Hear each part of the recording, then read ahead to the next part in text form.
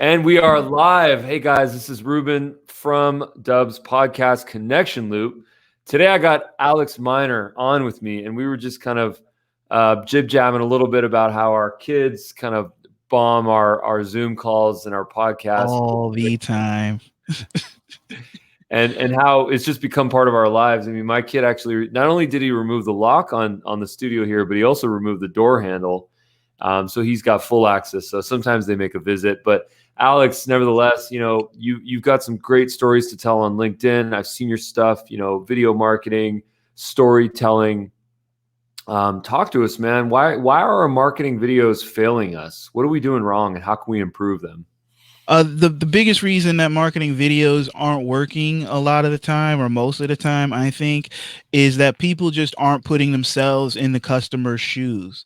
I was even just watching a marketing video late last night from a roofing company. They had put it on there. It was something they had put on their YouTube, and as soon as the ball got rolling and this guy, I think he was the owner, was getting into it, he's talking about how long the company has been around and the features that, or the machinery that they have available in their workshop. It's like, and I'm sitting there like, but I don't care about how long you've been around and how much machinery you got in your workshop.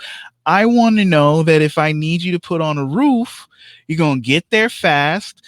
You're gonna do a good assessment, that you could work with my insurance company if the reason that you're out here is that I got a tree through my roof, and that it's gonna get done quickly and it's gonna be a quality job. Like, none of this stuff matters to me. And it was 4 minutes of this guy going on about this stuff, and I'm just like, and I'm like, no, nobody's gonna sit through this, dude. Like, you're not addressing my concerns. Uh, and that's why I feel like a lot of companies are missing the mark, because it's like, you really have to have a consumer first approach. You got to put yourself in their seat, looking at the video, and be like, what question do they need answered? What worry do they have? What problem are they looking to get solved? Because that's why all of us are in business. We're looking for a problem that we can solve, or to provide a service or a product that people want, but they don't have the time or inclination to make themselves, or they don't have the expertise to do it themselves. That's why this whole thing works. So that's awesome. It's not easy to do, you know. There's so much jargon about that, like ICP, ideal customer profile, and the personas and the ideal clients. And there's so many different ways to do that. But I think what we all suffer from is massive cases of myopia for our business. Like, we're in it and we know our stuff, we know our gear, we know our tech, we know our lingo. And it's hard for us to jump out of that and be like, Yeah. imagine what it's. I was just doing this exercise this morning, and I realized how uncomfortable it was for me. I was like, it's hard for me to pretend or put myself into the mindset of the customer that doesn't know what I know. They know something completely different. And to feel that compassion or feel that empathy or want to provide information, how do we do that? How do we break out of our mold to start to think like that? It's hard, and like, I'm trying to build a business in this marketing space, and you're right, like, all those terminologies, ideal customer, client avatar, all those things, it's like, some of it I feel is like a little bit cliche. Like, yes, it has a point and a purpose, but it's so clinical. It really makes it hard to get down to the meat and potatoes of it, the organic parts of it. And the way that I try to approach it is really asking questions. When I'm sitting with a client, or a potential client, and trying to figure out if they even need me, it's all about asking questions, because it's like, I don't know you. I don't know your business. I don't know how you work, but I need to find out if I'm going to help tell your story. And and so it's really just about making things more personal. And I feel like marketing these days or with the advent of social media, and social media marketing being such a big thing in business these days, is it's that's what's that's what people are craving. They're craving that personal connection. That's why personal branding has become like the biggest buzzword now, and everybody is all about, oh, you need a personal brand, and you know, the power, like all those cliches that you're hearing flying on LinkedIn and YouTube and all these other places. But there's it's a reality though, because 20 years ago a teenager couldn't go on Twitter and communicate directly with their favorite pop star, you know, their favorite rapper. Um, you know, you couldn't message your favorite artist because they weren't on an Instagram, and you couldn't see new creations from them as soon as they're released. People are craving that connection and that feeling that they have an opportunity to actually get to know and be face to face digitally with all these different types of people, even with you know, politicians, big corporations. It's become kind of an expectation. We were talking about Twitter a little bit earlier. So these days it's like, if you're a big business and you have a Twitter account and somebody messages you and you don't get back to them within like 24 hours, most people consider that a failure. Yeah. But you Right. couldn't do that 20 years ago. Like that was Right. not an expectation 20 years ago. That wasn't a thing. That it was like, never would it enter in the realm of possibility. Maybe you thought you could call an 800 number on the back of the box and be on the phone for 2 hours waiting for somebody to finally pick up, and then Right. you're, you know, somebody going through the script, and you really figure you're not going to get anywhere. But now people expect real answers and to be treated like human beings instead of just a number. Yeah, man. This is the dream right here. You're talking about the dream. It is really tough, man. So how do you advise people, man? What's like a tactical approach to this? Because you know, there's all sorts of books out there, and there's all sorts of charts and visuals to think about, you know, this like buyer psychology. But what's like the most, if we're just in a room and we're brainstorming, if we're in a Zoom call and we're just brainstorming right now, how do we communicate better with our customers? How do we create relationships? You know, write love letters to our customers. How do we? What can we do? How do we just break out of our mold? It's back to that whole asking questions thing. Like I have to help my clients figure out what matters, you know, because a lot of times what we as the business person thinks matters is not what really matters to the end user. So I'm asking people questions like, okay, what kind of customers are coming through your door, who is using your service, you know, not your ideal, like who in reality is using your service, like who, like the type of the average person who walks in, who are they, and what is the product or service that you're selling the most of, because that right away tells you a lot about the direction of the business currently, or what matters to your customer base. It's like, what are they buying from you the most? You know, that right there tells you maybe what you should be doing more of, or what kind of services you should be developing to go in conjunction with that. Um, and and then, you know, asking questions like, well, okay, if somebody is a customer, is it a one-time transaction, or is it, are they coming back for the same thing, or does that lead to other services, and what are those products and services that they're coming back for? And once you start to like map that out, it becomes a little bit easier to kind of put yourself in their shoes and really define what their journey with you or your company is like, and what their major concerns are. But then there's another thing that you can do that a lot of people forget. You can ask. Like if you got an email list, if you got a customer base, or even if you don't have an email list, if you just got clients that you've worked with, call them up, ask. You know, you can ask like, "Hey, why Wait, did let you me let decide me to?" let me get this straight. So you want us to actually talk to our customers? Yes, yes. Like you can, there's nothing wrong with calling up a customer and saying, especially if you're a smaller business, and being like, why did you choose my business? Like what was it that made, because there's always somebody else who does what you do, or says that they do what you do. Maybe they don't really, but there's plenty of people who say that they do what you do, or something similar. There's nothing wrong with asking your client, why did you choose me?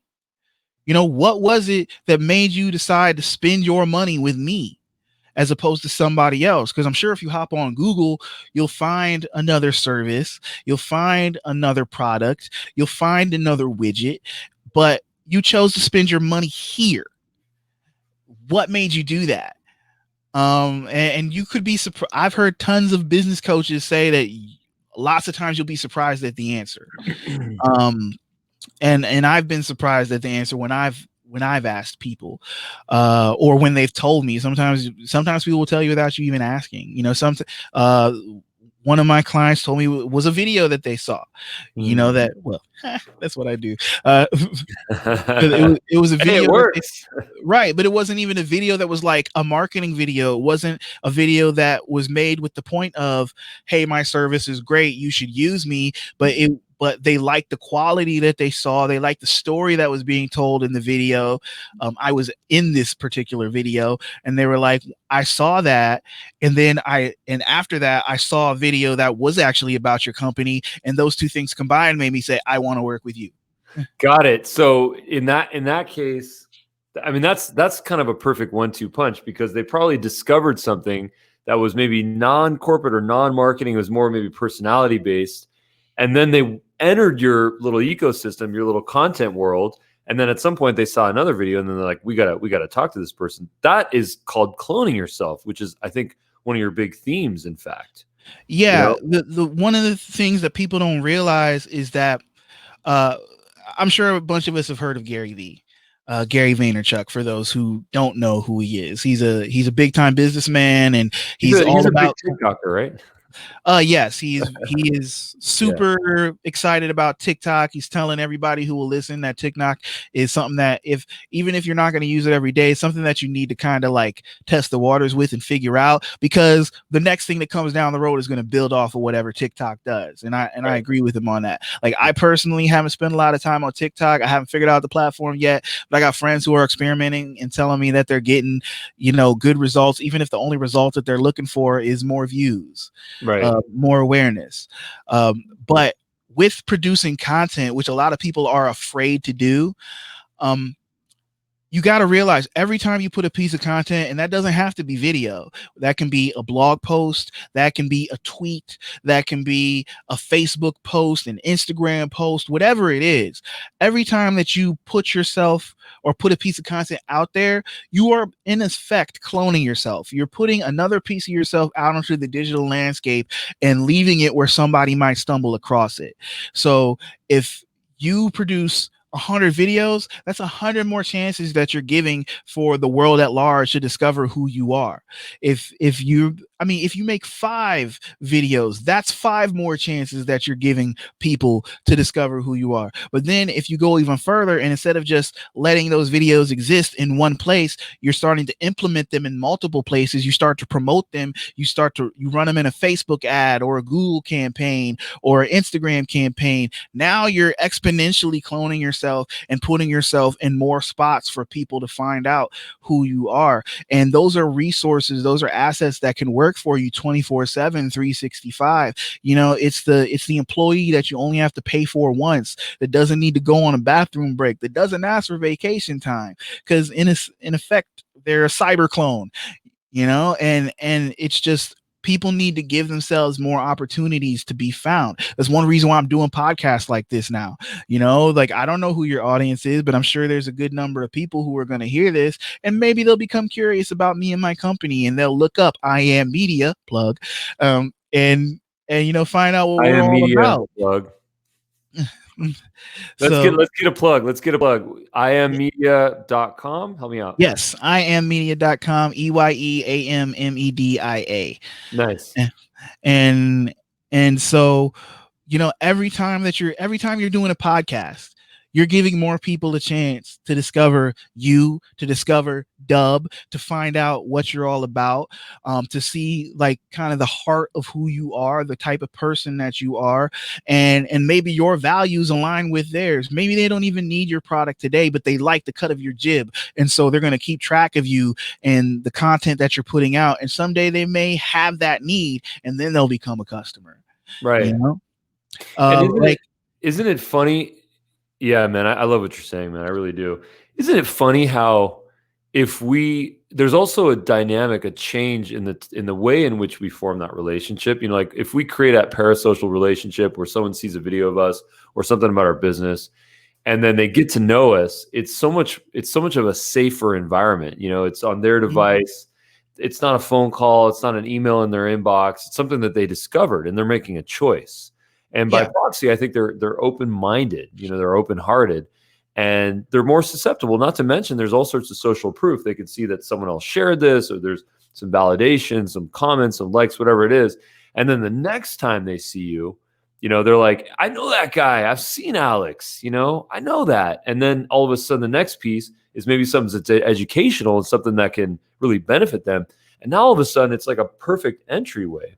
And I think what I see a lot is people actually disrupt, or they actually mess up that flow because they are getting original content out there, but then they get too aggressive. And then they start to do more automation and emails and this and this. And, you know, Well, I'm not saying, I think automation and emails and everything is good. I think you no, should be. I mean, if you have the time and the means to set that stuff up, I think it's powerful tools to have in your war chest, and I think people should be doing that. But like you were saying, too much of that can be a turnoff. So you got to figure out what the balance is. You know, yes, how many emails you should be sending out a exactly.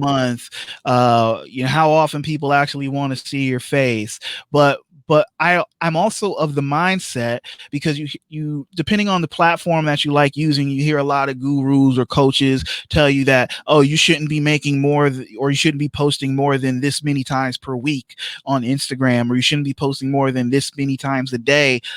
My thing is, if people vibe with you, if people, and this is why video is so powerful to me, because it enables you to more quickly get a genuine picture of who somebody is, especially if the video that they're seeing is just part of like a real conversation like we're having now. um it's the fact, I personally believe that if somebody really likes your energy, likes the vibe of you, likes your content, that they won't get enough. You know, there won't be too much. Um, as long as the stuff that you're putting out is stuff that they resonate with, they won't care if you show up in their feed 5 times a day, because it's all going to be stuff that they agree with, or that they like, or that gives them a good feeling. Now, I mean, email, yeah, you might show up in somebody's inbox too much. But if we're talking about social feeds, the way these algorithms work, nobody's ever going to see everything that you put out unless they're a super fan and are purposely trying to see everything that you put out. So to me, there's not really a too much. There may be too much for you personally. You might not be able to handle that sustained amount of output over time. So if there's, you know, a mark that you want to hit, like putting out, I don't know, 5 pieces of content a day or 3 pieces or whatever it is, Yeah. you also need to figure out what works for you, because there are people who are killing it putting out 1 piece of content a week, you know, but other people who feel that they got to put out something every day. Some people feel like they got to put out multiple pieces of content every day. And I feel like if you're cultivating the right audience, if you're finding your tribe, as a lot of people like to say, that there's no way that you can do too much because they want to see you in their feed. That's the other thing. It's like people gotta choose for you to show up in their feed. Now, depending on the platform and how the algorithms work and everything, you may appear in somebody's feed who's not following you because they're friends with somebody else. They follow somebody else. And so you may end up recommended and popping up that way. But all they're doing is saying, all right, if you're a friend with this person and this person likes this, there's a chance that you may like it too. But if Right. they don't interact with it when it comes up in their feed, they're probably not going to see you again. Right, exactly. There's those algos are smart, man. They're our friends. You know, they're mining as much data as they possibly can on us, but they're also not delivering content that we're not interested in. Why would they? You know, all these social platforms are monetized by advertising. So Yep. why would they feed content to an individual from someone else where that person is not interested in not checking out? That means that they don't make enough ad revenue from that. So it's kind of I think it's like a self-healing, it's a self-healing thing, really, you know.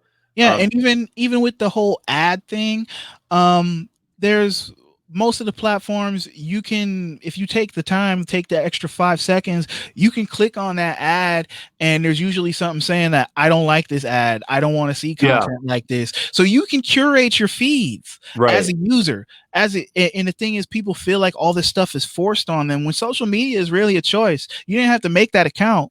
You didn't have to follow that person. You don't have to see the content that you don't want to see. All of this stuff is a choice. And I think more people need to start taking their power back as the consumers of social media, and remembering that they don't have to see the stuff that they don't want to see. So if somebody makes a comment that turns you off, unfollow them. Right.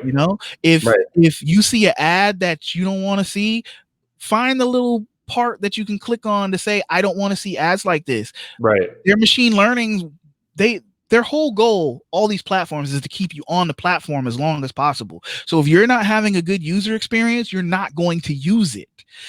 And so you can really curate your feed and making sure that you're only seeing the things that you want to see, because they want you to have fun. They want you to enjoy being there. If you're not enjoying it, you're not going to use it, and they're not going to make as much money.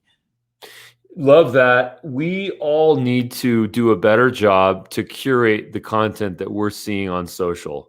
And I think we need to do that for two reasons. Number one is just to have a better user experience. When we're on Facebook and LinkedIn and Twitter, and we don't want to see something from a particular advertiser or on a particular topic, we should let the ad, platforms know, or let the social networks Exactly. know. I agree with you, man. And I also think that, as creators, as posters, we should know that people are doing that, or at least they should do that. Maybe we should even be self-reflexive about it. Saying stuff like, listen, if you're not interested in comments like this, please unfollow me, because I don't want to waste your time. I see it all the time on YouTube. Well, not all the time, but there are creators that I follow on YouTube that'll be like, hey, if you don't like it, unfollow me. Exactly. Exactly. And I think that's powerful. I also think that there's this sort of objection that, people might have. Like, how can I go and post on social in the quantity that I want to, or I need to kind of affect a change without necessarily, spending a lot of money on advertising? How can I do that while still running my business, manage my responsibilities, do all the things that I need to do? Now, I think that there's this brilliant opportunity here, which I think you do on a daily basis, because you're all about cloning yourself. And that's just taking your conversations to social. If someone asks you a question over email, if someone tweets a question to you, if someone texts you a question, and you get some topic, you can send an email to that person. You can call them. You can text them. You can do something, or you can take your answer and you can give it to the masses, and you can have them in mind. You don't need to mention their name, but you can say, hey, someone actually asked me this question on CRO, conversion rate optimization, and I wanted to say XYZ on that topic. And then all of a sudden, that's a great LinkedIn post. It's a great LinkedIn post. It's a great Facebook post. It's a great YouTube video, Instagram video, IGTV. Here's the thing, and this is one of the simplest strategies to making high quality content, which that's another one of those buzzwords that gets misused. Almost as much as authentic content. Right. But the strategy is this: give the people what they want. And it's exactly what you said. If somebody asks you a question, most likely other people have the same question. Right. If multiple people ask you the same question, you should definitely be making a piece of content on that. Right. Like when I consult with people and they start asking me about, well, I don't know what type of videos to make, I don't have any topics, the first thing I say is like, okay, well, in a week, what's the question that you get asked the most by new customers? Right. Or via email by people who might be interested in using your services. Well, back to my previous joke, if you don't know what content to produce, you're probably not listening to your customers. It's true. Because that's the content. It's true. Like you see my content on LinkedIn. A lot of the content that I make on LinkedIn is things that I've either seen people ask about, or questions that I had myself and went and found the answer for. And those have been some of my most popular videos, or my most well-performing videos, is just answering the questions that I see people have. Or the one, like I said, the ones that I have myself, because if I'm asking it, somebody else is asking it. Like I got to do a video soon on like hashtags on LinkedIn and stuff, because I had somebody ask me about it the other day. I've had a few people ask me about it, and like I've been actively looking into it, trying to figure out whether they work, how they work, what the good practices are. And because most people aren't writing about this stuff, so I got to figure it out myself. Right. Nice. Nice, man. That's so important, man. Just this idea of listening, isn't talking so much more about listening? It is. It is.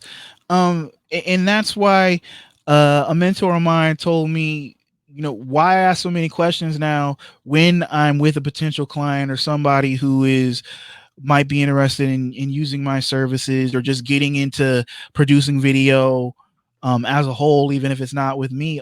Most of what I do is ask questions and then listen to their answers. And I've been told many times that if you aren't asking questions, you aren't controlling the conversation. Right. Right. There's this idea of, peeling the onion back on why we do the things that we do, or why we do not do the things that we do. And a lot of people, I'm just thinking about that question. Like, I don't know what to talk about. I don't know what my content should be like, right? And there's this idea of, well, maybe you do know what it should be about. You're just not necessarily comfortable talking about that in a social setting. You can That's do it on probably email, true. you can do it on a phone call, but a lot of it, I think, is actually self-confidence. And I know this personally because I've gone through this. I mean, I still go this to a certain extent.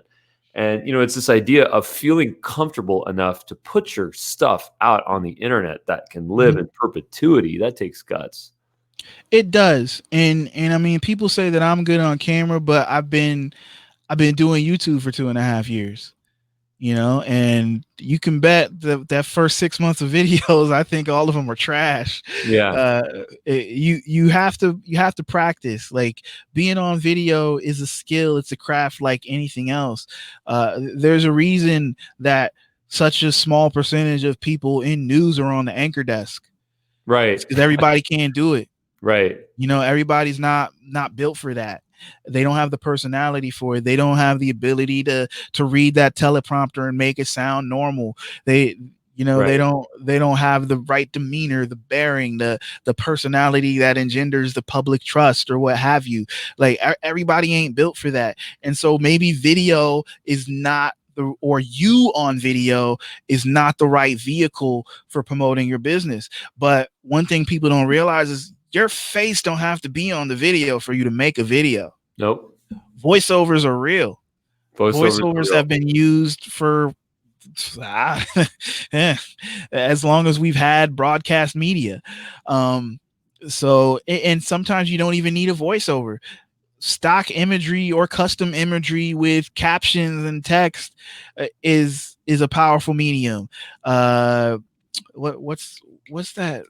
I'm having a brain fart, but there's tons of media outlets that use that as some of their most powerful forms of video.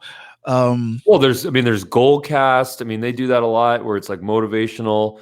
Yeah, man, I totally feel Yeah, you. them, The Totally agree with you. Onion. Yeah. What's dude? I am having so Those, many I know brain what you're farts talking right about. now. I know what you're talking about. Those little those like oddly satisfying ones. I totally remember. That company, if we're talking about the same one, it actually got acquired. And anyways, the name will come to us in a heartbeat. Here's kind of something that I always recommend to people is, whatever's on your screen, you can share that. That's a story. Yeah, Recording a video from a web page is real and it is meaningful, and it doesn't have to be your web page. It could be an article, it could be a blog post, it could be some sort of a PowerPoint presentation or a Oh, Google so let's dive into that. Repurposing content and using content Nice. that is Nice. is is not necessarily your own, but putting your own spin on it. So, like, I had a video a couple of weeks ago that did very well for me on LinkedIn. That was about LinkedIn, kind of a meta thing, but the idea of the video I didn't come up with. It was because I've been listening to a podcast, the Think Marketing podcast by Sean Cannell from Think Media. He's a big influencer on YouTube, and now he's trying his hand at the LinkedIn space. But he had a podcast that he shot at Social Media Marketing World a few months ago, where he had a LinkedIn trainer influencer as the guest, and she was saying some really interesting things about the LinkedIn algorithm and how they've tweaked it to favor new content creators, so that people who have been on the platform and producing content for a long time, have big followings, their content is now kind of getting pushed to the bottom, because they're going to get the attention they need regardless. They've been there so long, they have so much influence, they're going to get the traffic they need.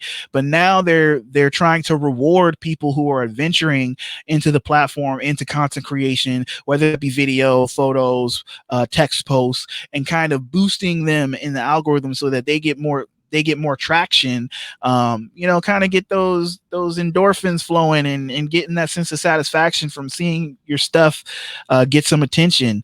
And they call it the Robin Hood algorithm. So I made a video about his video, and it did super well for me. Right. And so, like, really the content wasn't And then did he original share to me. that? Did he share it? Did he engage? What was the play on that? I don't think he engaged with it, but I made sure to tag him in the post.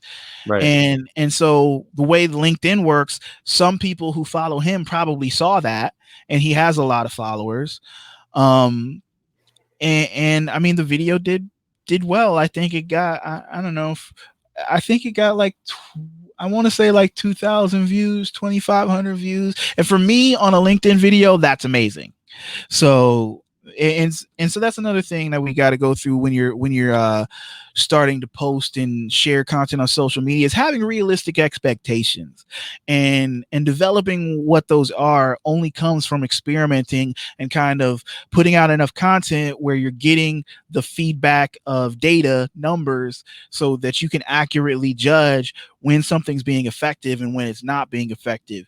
Because a lot of times, unless you're putting money behind your content, the success of it is squarely dependent on how big an audience you actually have, because we were talking about the algorithms and all that stuff.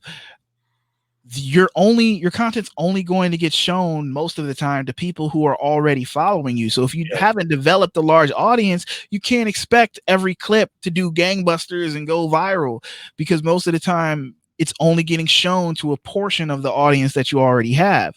So understanding the mechanics of these things is important to understanding when stuff is really working, when stuff is going viral for you. Because if it's overperforming from what your content usually does, then that's something that you need to look at and say, okay, what worked about that? How can I replicate that? And kind of break down why it did well for you. And then how would you say that we can use data? I mean, YouTube's got interesting data. We can log into that. We can check out stuff. Data is everything. What's that? Data is everything. Data is everything. Let's get into this. Talk to us about how we can be more data driven.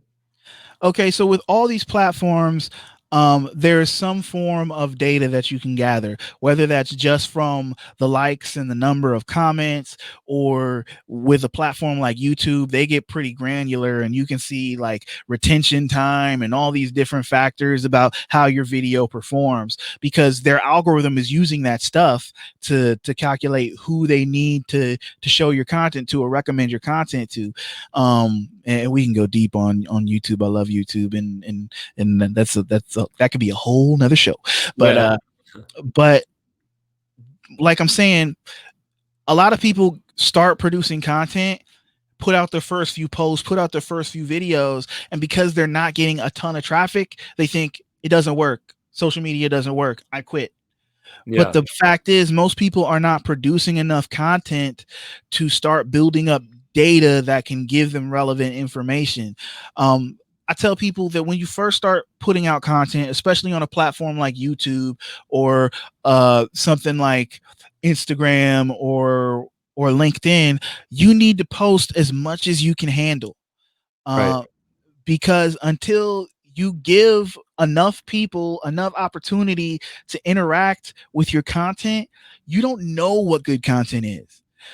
You hear people talk about high quality content all the time, and that you need to produce high quality content. But the fact is, most people don't know what high quality content is because they haven't produced enough of their content to figure out what of their content is high quality.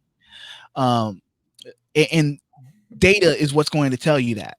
The feedback is what's going to tell you that. If you put out 100 videos, the majority of them get 50 views, but then you got 10 of them that got 100 views or 200 views, you need to go back and say, all right, these 10 videos, I need to do more stuff like that because Right. that's what's working. But in these other 90 videos that I did, they might have been okay, but they're not getting the reaction that this stuff is. Why is this stuff getting the reaction? What was I talking about? How was I talking about it? Was I answering people's questions? Did I come up with these topics on my own? Like, what's the story behind these videos? And when did I post them? How did I post them? What platforms were they on? Like, these are questions that the data is, this is all data driven questions.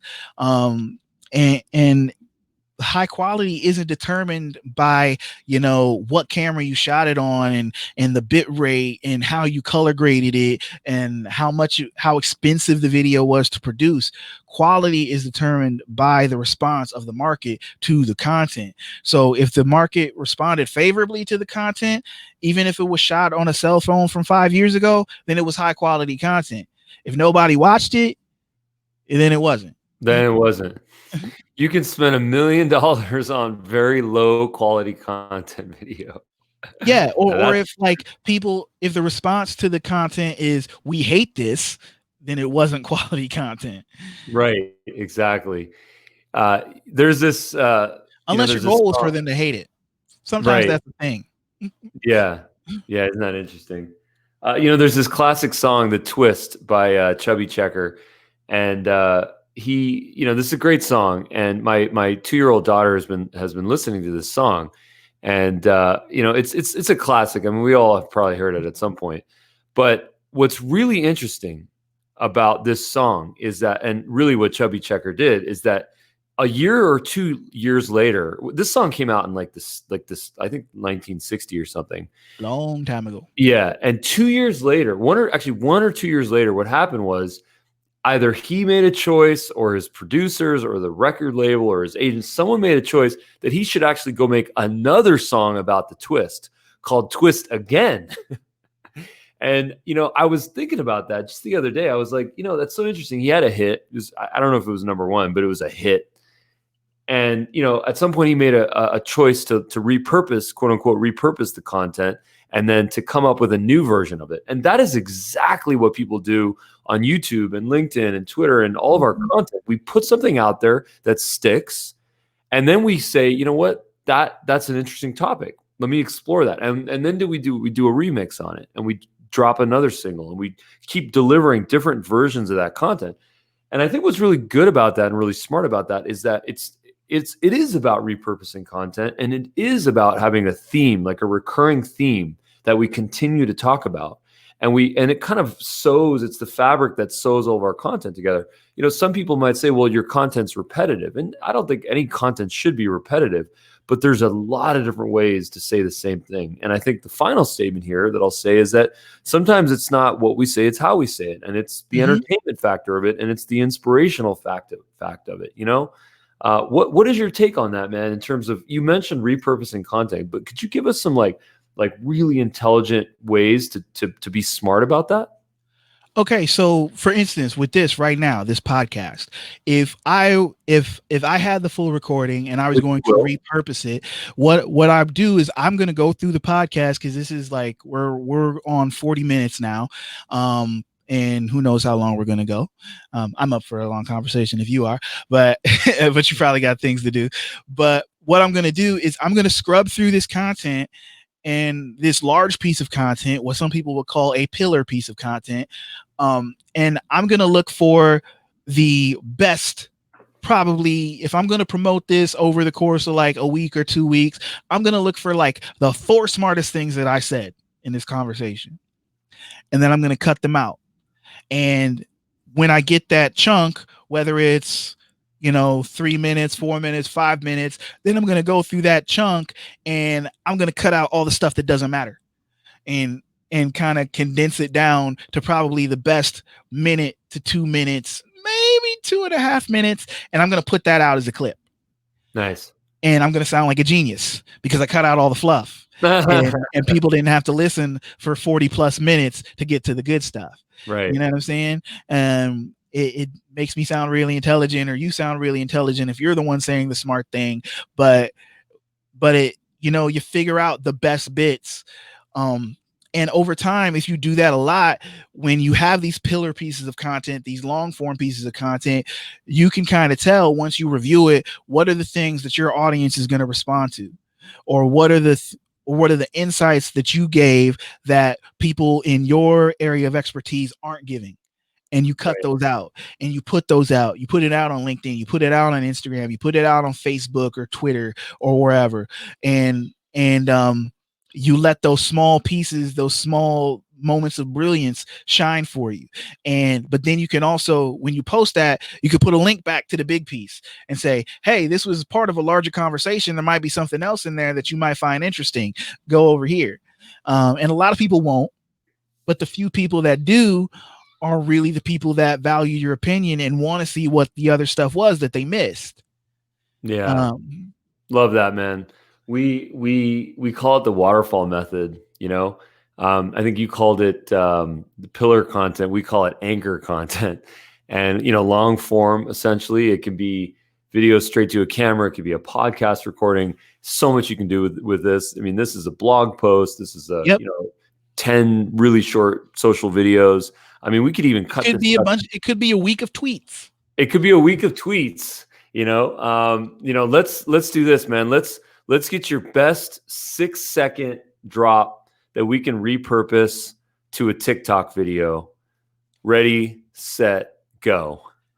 If you want to make content, you got to start, because you're never going to know what works if you're not out there working. Boom. There it is. Yeah. Nice, man. Isn't the best content the stuff that we can communicate? It's really hard to say stuff in like a really short amount of time. Mark Twain said it best. He's got a great quote. He said, I didn't have the time to write you something short, so instead I wrote you something long. I'm paraphrasing. It takes a long time to get our content and our comments down to pithy, really punchy statements, because we're thinking, we're thinking as we go. And that's, and I'm a chronic overthinker. I have no shame admitting that. Like I sit on ideas, I go back and forth, I debate with myself, I procrastinate. You said you had a bait with yourself. Is that what you said? I debate with myself. You debate with yourself. Okay, got it. And what is that like? Let's get into the mind of Alex Miner for a second. When you're debating with yourself, are you talking to yourself? Are your lips moving? Do people around you say, are you talking to yourself? What's going on? What does that look like? It's usually me staring off into space with a whole bunch of worst case scenarios going around inside my head. Okay. That's interesting. So you kind of adopt this thing of what could possibly go wrong, and then that objection handling, that's how you kind of deal with your solutions. That's what drives your creativity. Sometimes, most of the time, it's just starting. Like, people don't realize how just starting is powerful. Yes. It's super duper powerful. Like, most of the times when I sit and procrastinate and overthink, the second that I actually start doing the thing, it's like, oh wait, this isn't as bad as I thought it was. Right. Why did I wait so long? Right. So I'm trying to get better, and I have been getting better over time at just going ahead and jumping into the thing.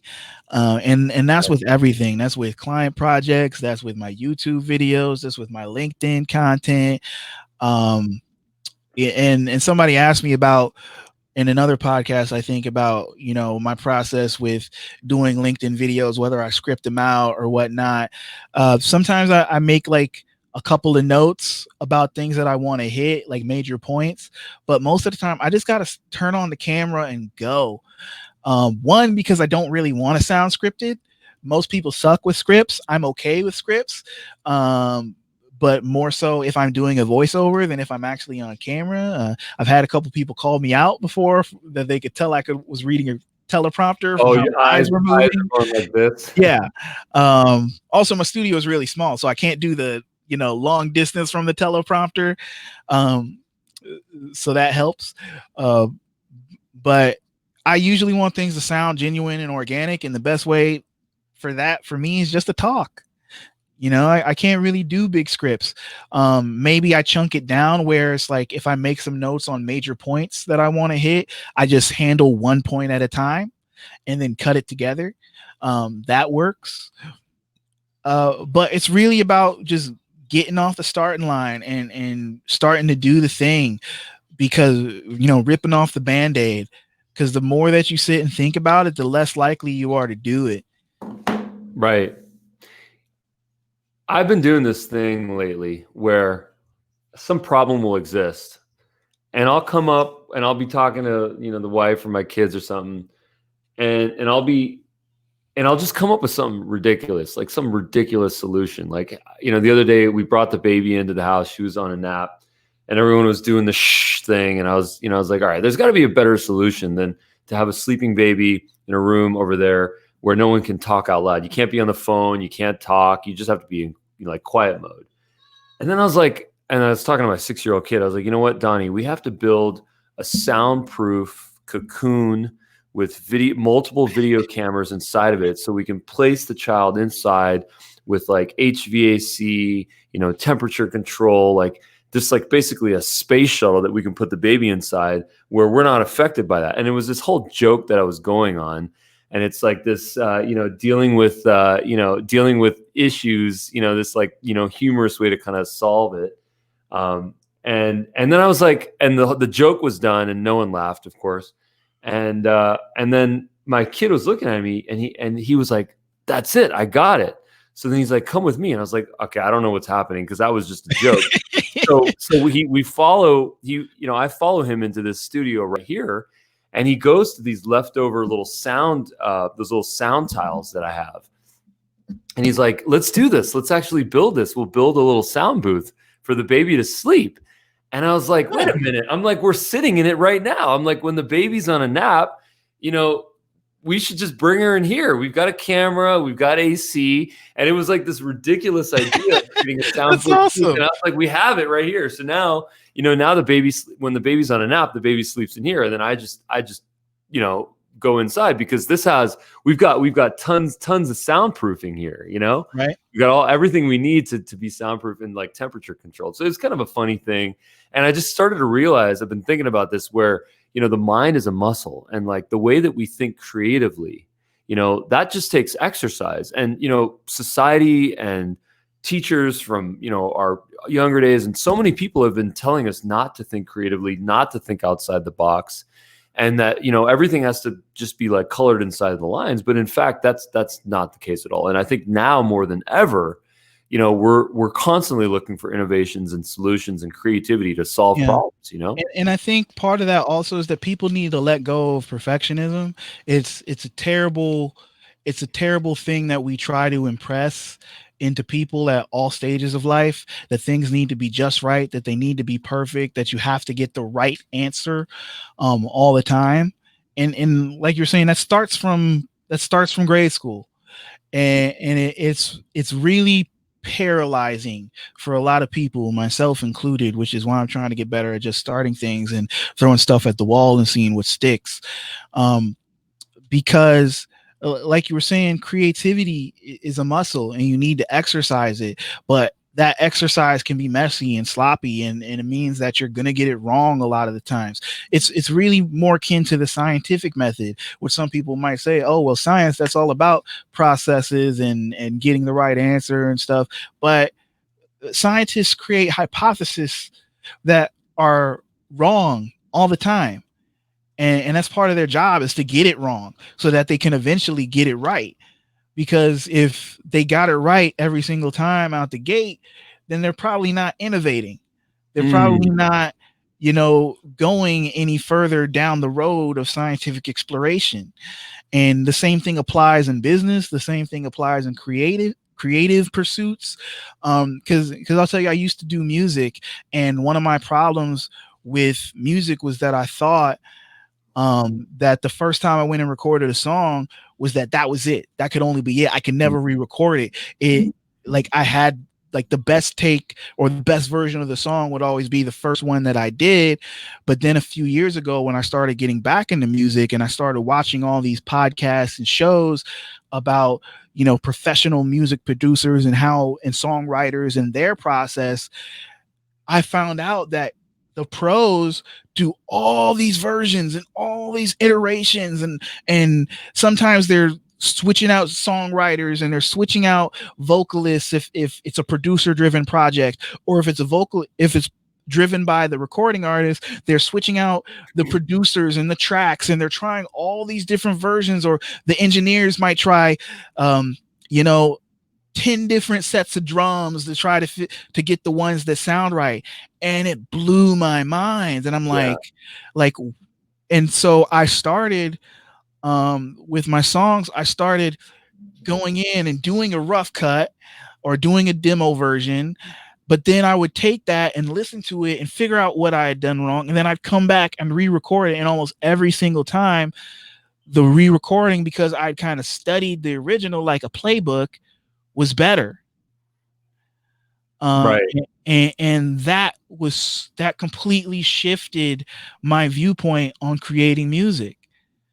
So like even when I was working with other people, if I had a producer send me tracks, there were times where I would, once I had the song done, I would say, you know what, these drums just ain't hitting like I like my drums to hit. And I'd spend a day or a few hours going through drum sounds and replacing drum sounds, keep the same patterns or whatever, but replacing drum sounds until I got the sound that I liked or the one that I thought was great. Just things that I had never done before, replacing instruments or adding on to things, and just, experimenting. Taking a chance with the sound, not saying that, the way that it came to me is the only way that it can be. No, there's always room to expand and innovate and to do new things. And that was a great lesson for me. Awesome. I can totally relate as a musician, having produced music and gone through that process. And one of the things that I realize is that, there's the essence, and then there's the filigree, of what we create as like creators, and we can change a lot of the filigree, and that's infinite. That's perpetual. That can just never stop. You can keep changing instruments and drum beats and sounds and stuff like that. But it's the essence that I think that really makes something pop, mm-hmm. and finding and changing the filigree sometimes is what drives us to find the essence of it, and I think that moment where you find the essence of it, that's pretty magical, and I've been there, and I try to get there, there's this Chinese term for that where everything is in alignment, Wu Wei they call it. And I think it's so powerful to go that journey. But you just mentioned, sometimes it would take a half a day or a day just working on beats, just working on the drums. And that is exactly what we have to do. For everything that we create, we have to put in the time. The title of this is why our marketing videos don't work unless we do. And part of the working is that experimentation and like finding the right beat. Yeah, and just being willing to take time to get good with the video, and that doesn't necessarily mean to get good with lighting or to get good with shooting technique or to get good at writing scripts. It just means doing more of it, because as you go along, there's always a lot of debate, and no matter what kind of art form that it is or endeavor that it is, business or otherwise, about quality versus quantity. And the thing that I found out with, like with that musical process we were just talking about, or whether it's creating video, is that quality will lead to quantity eventually, or quantity will lead to quality eventually, because here it comes. Hello. Oh, we got what happened. We got a new guest on the podcast. Who is this? This is my son, Jet. I got Hi. a sword. Yes, you got a sword, so go off and defeat some evildoers, okay? Nice. No, I don't have evil things to do yet. Well, go off and do some superhero things, all right? I'll be out in a little bit. Oh, that's adorable, man. We got another guest. Hi. Yes, that's my daughter, Elle. Hi, Elle. How you doing? She just finished first grade. Oh, like today, like in the last couple of minutes. Yeah. First grade is officially over today. Right. It's funny with homeschooling, they can do an entire grade in like a week if they wanted to. I know, and she wants to do second and third grade and fourth grade stuff. She's much more ambitious than I was when it came to the learning. Hi, Elle. How you doing? Yeah. What was Yeah. that? She says she has a first grade to third grade Spanish book. Oh, qué bueno. All right, guys. I need you to leave. Bueno. Adios. Wait, especially you, little one. Come on. All right. Out. Close the door. Let Daddy finish the podcast. Out. Podcast bombing. It is a real thing, you know. Out. Go. Oh Oh man. You're fine. I will be out. You're good, man. You're good. Okay, hug. There was a clip where I was okay. I was doing a podcast, and my kid, this was actually the time where my kid broke my door handle, which is what I was telling you before. And he came in during the video. It was actually not a podcast. It was actually a tutorial video on Dubb, you know, and I was explaining to someone how to use Dubb. And it was basically it was a live sales pitch. Right? Nice. And he comes in, and then I didn't realize that I thought I had ended it. I was like, hey, thanks a lot. See you later. I got to run and go back to homeschooling. So I thought I hit the end broadcast button, but I didn't. And I was sitting there with my kid, and it was all being recorded, live broadcast. Nice. Basically telling him how he shouldn't come in and basically destroy people's stuff. And I was like, oh crap, what if I was like mean, or what if I was upset or angry? You know, sometimes we get upset with our kids.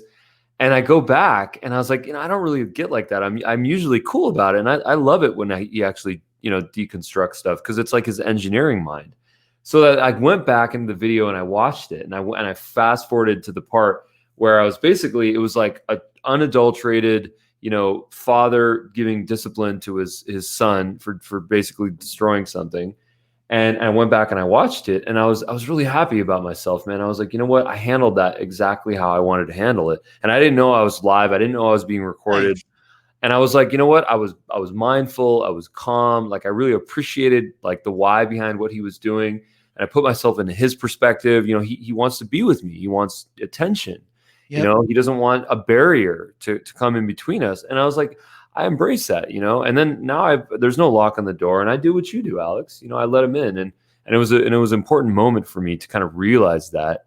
And I left it in the video. It was, you know, it was on YouTube. I could have trimmed it out, because, you know, you can trim on YouTube. But I think things like that are, you know, what we're talking about video being a way for people to really get to know like who you really are. Right. You know, that's a great moment. That's like you couldn't have planned that. Right. You know, but the camera caught it, and it was a great, genuine moment. And now the people who have seen that have a much, much better idea of what kind of person you are in your real life. And, you know, to take that clip and to use that as a post on LinkedIn, or maybe not YouTube, but maybe LinkedIn or Twitter or something, I do that. You know, it's a story. It's a story. People need empathy right now. The stuff that people are going through right now with, you know, our calls being disrupted, and to actually see a real life situation, to get, you know, Zoom bombed or whatever you want to call it, you know, video bombed, live video bombed by your kid, you know. There needs to be like some better way to like a memeified way to describe that. Like, Zoom bombing is not enough, but you know, that alone is an interesting piece of content, you know. Yeah, it's like I said, people just want to know who they're dealing with these days. Right. They want to know that you're a human being. They want to know that you can feel the type of emotions that they feel, that you can understand their situation. You know, that you're a family man, that you have values, and that you treat your kids okay. Right. You know? Exactly. Can you imagine if that video was like me just like unleashed? Like if you had torn into them, you would have lost so many customers that day. Oh man, that's a trip. Well, listen, Alex, this was a great combo, man. Where can people find you on YouTube? Just search for Alex Miner. I'm the Okay. first one that comes up. I'm not sure if there are any other Alex Miners on YouTube. Okay, got There it. probably is, but I'm the first one that comes up. I've got an okay channel. I got about 2,600, 2,700 subscribers. We're growing slowly because I don't have as much time to put into it as I would like, but hopefully that will change this year. Nice, man. And then, people can find you on LinkedIn, Alex Miner. And then what was your website again? I am media, EYEAMMEDIA. Nice, man. There's some plugs. Alex, we appreciate you, man. You are you got a Dubb account, man. I'd love to get some feedback on our new tech, our integration with YouTube. Yeah, We've I got got to dive back in and see what kind of goodies you've cooked up. nice, man. We've been working hard, man, and we've actually really embraced the YouTube ecosystem. So one of the problems that we're trying to solve is that when you send someone to a YouTube link as a customer, like as a prospect, you kind of are losing them to the YouTube ecosystem, which is amazing. Like I love YouTube. I'm a YouTuber. Dubb app has a whole show on YouTube called The Daily Dubb. But specifically for business, it's sort of like a hole in the boat because once you've sent them to that link, then now it's YouTube at doing its work to get them to watch more recommended videos and to drive more advertising revenue. And it's sort of a loss for us. So one of the things that we innovated on is this idea to import a video from YouTube onto your Dubb account. And the reason why that's valuable is because you can put a YouTube video on a completely controlled, landing page with calls to action, a calendar integration, real-time chat. And that way you get the best of both worlds. You get the engagement on YouTube, but then you can also present a path, a conversion funnel, a path so that people can book a time or click on a link or do something to like make the whole effort kind of worth its while. So, definitely take a look at that and take a look at the mobile app, man. Real-time editing. People struggle with editing like crazy. Once you take a video and have to get it to an editor, it could take weeks and it could cost a lot of money. So we sort of built out our mobile app to allow for real-time editing. Record a clip, record another clip, add some text, add some music. Very inspired by Instagram stories, Snapchat, TikTok, but it's all for business, obviously. So I'd love to get your feedback on that, and really appreciate the time, bro. Hey, thank you. I love having a good conversation, and this was a great one. Nice, man. Be well, my friend. You too. Take care. Yes, sir.